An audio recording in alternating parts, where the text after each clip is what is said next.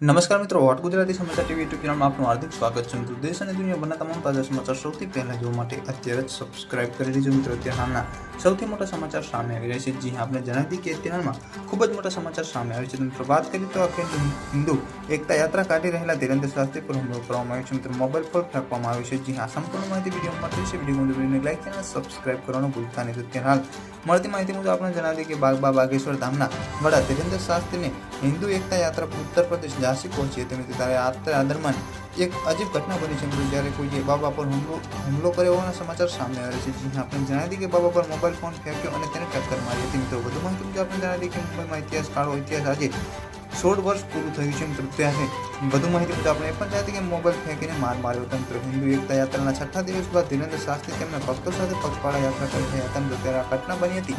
ગત માહિતી મુજબ આપણે એ પણ જણાવી કે બાબા માઇક દ્વારા ભક્તો અને સમર્થકોને સંબોધિત કરી રહ્યા હતા, જ્યારે કોઈએ મોબાઈલ ફોન ફેંકીને તેમને ફટકાર્યો છે। મિત્રો, જે બાબાના ગાલ પર વાગી ગયો છે। વધુ માહિતી મુજબ આપણે પણ જણાવી કે પછી બાબાએ માઇક પર કહ્યું કે કોઈએ અમને ફૂલોની સાથે મોબાઈલ ફોન ફેંકીને માર્યો છે। મિત્રો, એમને મોબાઈલ ફોન મળી ગયો છે। આ ઘટના બાદ બાબાએ તેને ગંભીરતાથી ન લીધી અને તેને પોતાની યાત્રાનો એક ભાગ માનીને આગળ વધવાની સંદેશ આપ્યો છે। મિત્રો, પલ પલની માહિતી વિડીયો મળતી રહેશે। વિડીયો લાઈક ચેનલ સબસ્ક્રાઇબ કરવાનું ભૂલતા નહીં। ધન્યવાદ।